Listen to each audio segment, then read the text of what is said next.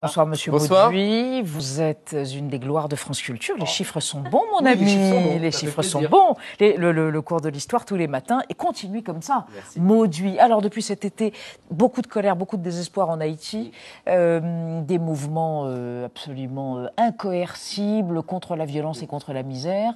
Le président, comment s'appelle-t-il? Jovenel Moïse. Les manifestants exigent sa démission, ils ne l'ont pas encore obtenue et ils ont transformé la commémoration de l'obtention donc de l'indépendance en encore plus de violence. Et vous allez nous expliquer comment la colonisation et l'indépendance sont à l'origine de tout. Exactement. Enfin, de leur misère, en tout cas. De la misère. Vous allez voir, le 18 novembre 1803, c'est une armée d'anciens esclaves qui chasse les Français de la colonie de Saint-Domingue. En fait, cette victoire est le fruit de plusieurs années de combats, des combats menés par Toussaint Louverture, par Jacques Dessalines. Alors après cette victoire, il y a un massacre, des Blancs qui sont restés sur l'île, plusieurs milliers de victimes.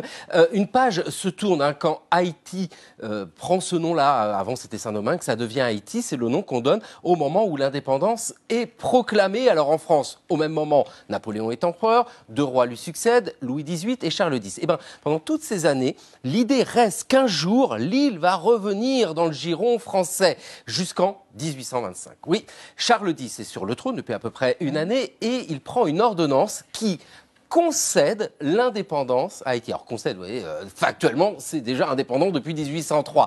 Mais dans son ordonnance, il rajoute une petite clause. Cette petite clause, c'est pour contenter les colons qui se trouvent spoliés.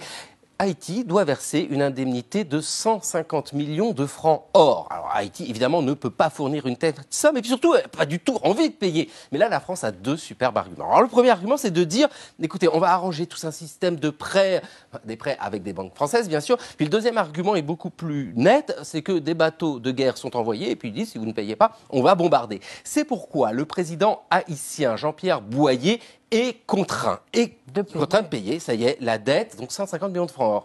Et commence alors un cercle infernal qui maintient Haïti dans la misère. Parce que cette dette, vous l'avez compris, il y a la dette elle-même, et puis il y a tous les intérêts. Donc c'est absolument colossal. Il faut le dire aussi, la gouvernance à Haïti est un peu catastrophique. Celle de Boyer, notamment, c'est du n'importe quoi. Donc les finances ne vont pas du tout. Dans les années 1830, la France renégocie la dette. C'est la monarchie de Juillet, Louis-Philippe, mais ça ne suffit pas. Écoutez bien, c'est dans les années 1880 que la dette est enfin payée.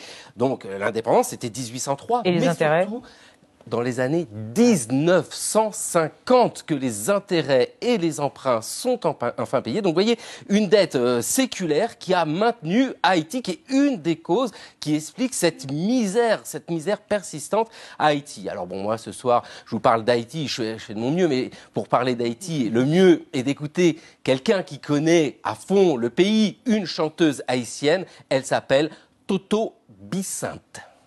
J'avais envie de donner une autre écoute, une autre vision d'Haïti. Que ce ne soit pas toujours le tragique, parce qu'on sait rire aussi dans le tragique. Je vais en Haïti, le peuple souffre, mais on vit, on exulte, et on tombe, on se redresse, on continue, on crève de faim, mais ça bouge et ça bouge tout le temps.